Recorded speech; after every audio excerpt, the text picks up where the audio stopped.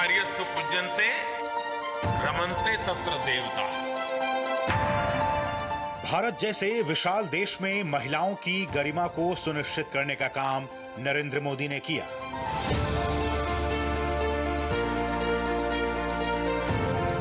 नरेंद्र मोदी ऐसे पहले प्रधानमंत्री हैं जिन्होंने लाल किले की प्राचीर से महिलाओं के लिए शौचालय, नल का जल, जनधन खाता और बेटों को नारी शक्ति के प्रति उचित व्यवहार के बारे में शिक्षित करने की जरूरत जैसे महिला सशक्तिकरण के मुद्दों पर बात की।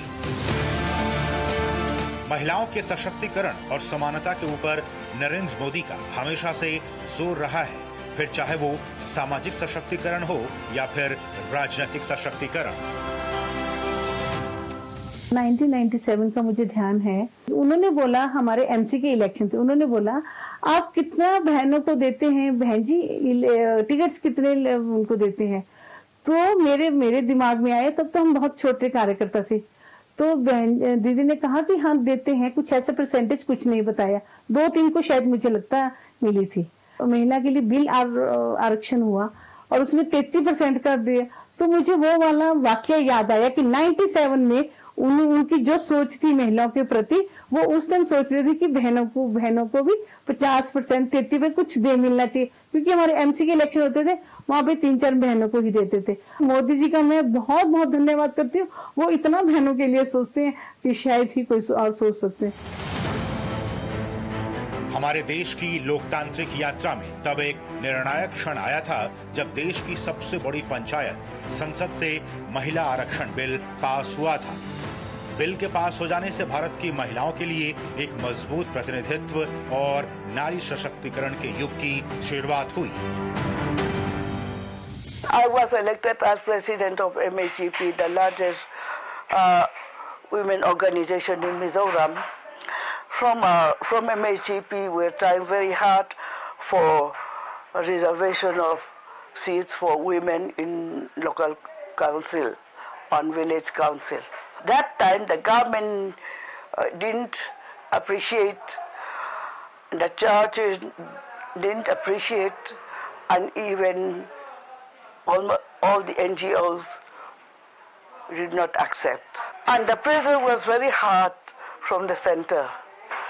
And at last, we were successful, and that reservation for women in the village council and local council was passed by the Mizoram Legislative Assembly in 2014 on 12th November.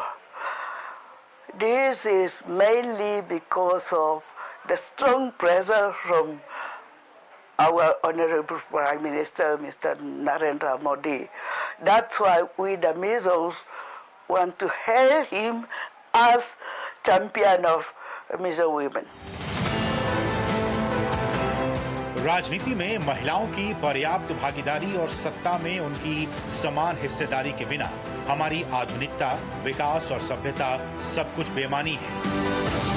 Narendra Modi के नेतृत्व में देश ने महिलाओं की राजनीति में पर्याप्त भागीदारी को सुनिश्चित करने का काम किया। तो मैं एक मंडल अध्यक्ष थी महिला मोर्चा की, और छोटी सी कार्यकर्ता थी, मेरे को ज़्यादा राजनीति की ज़्यादा समझ भी नहीं थी। तो मुझे उन्होंने मंडल अध्यक्ष से प्रदेश अध्यक्ष बनाया। उनको लगा होगा कि काम करने वाली है और अच्छी तरह संगठन चला सकती है, तो मुझे प्रदेश अध्यक्ष बनाया। क्योंकि मैंने मंडल अध्यक्ष रहते हुए शिमला में 21 वार्डों में संगठन खड़ा कर दिया था महिलाओं का, जबकि उन दिनों में महिलाएं घरों से निकलती नहीं थी। तब भी महिलाओं का संगठन अच्छा काफ़ी बड़ा हो गया था।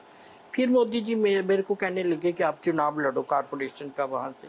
तो मैंने बोला मेरी तैयारी नहीं है, क्योंकि मेरा वाकई में तैयारी नहीं थी, तो मैं नहीं चाहती थी चुनाव लड़ना, और हमारा जो वार्ड था वो भी महिला वार्ड नहीं था। तो मैंने मना किया, पर वो माने नहीं कि नहीं चल लड़ो। आज महिलाएं राजनीतिक रूप से धीरे धीरे जागरूक हो रही हैं।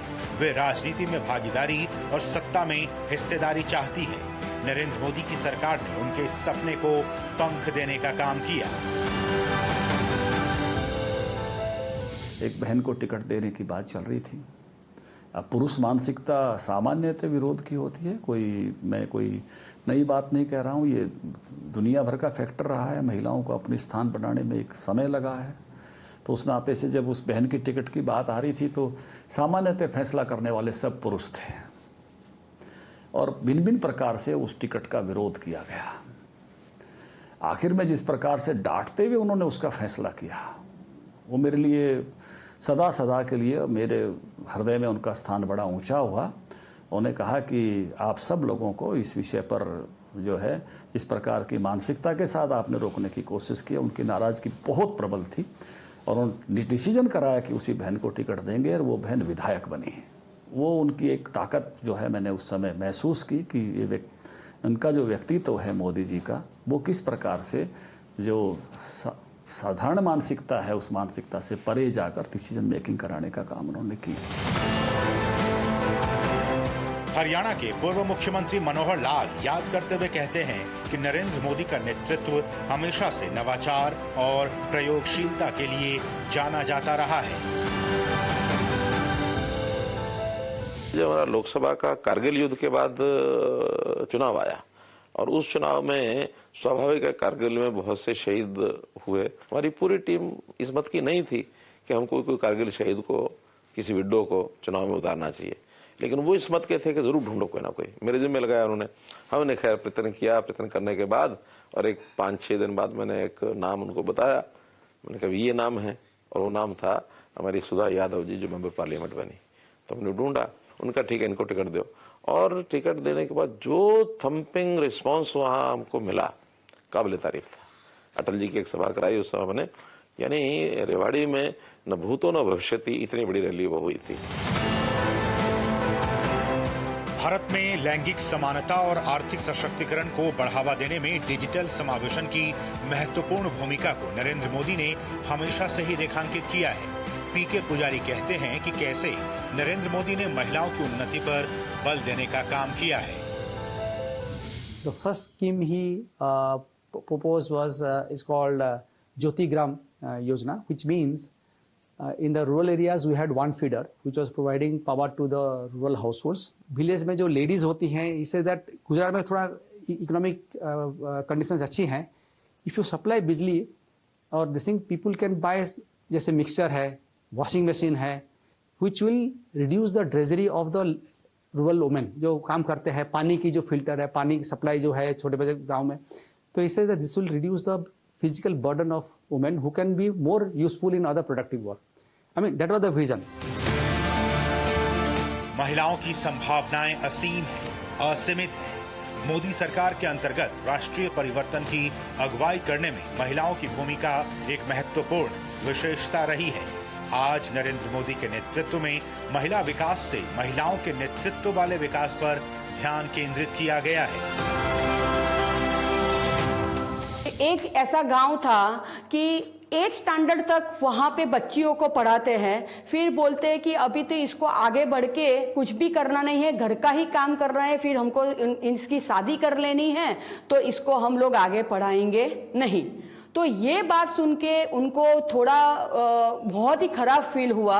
सरकार की तरफ से इतनी सारी योजना है, फिर भी ये एम्पावरमेंट की हम लोग जहाँ तक बात करते हैं, फिर भी ये लोग क्यों नहीं करते हैं। तो कहीं ना कहीं ऐसा कुछ हो रहा है जहाँ पे मुझे और यहाँ पे कुछ ना कुछ करना चाहिए। ऐसा उन्होंने पर्सनली ये लेकर थोड़ा सोचा, और आप आज देख रहे हो कि ऐसी बहुत सारी योजनाएं हैं।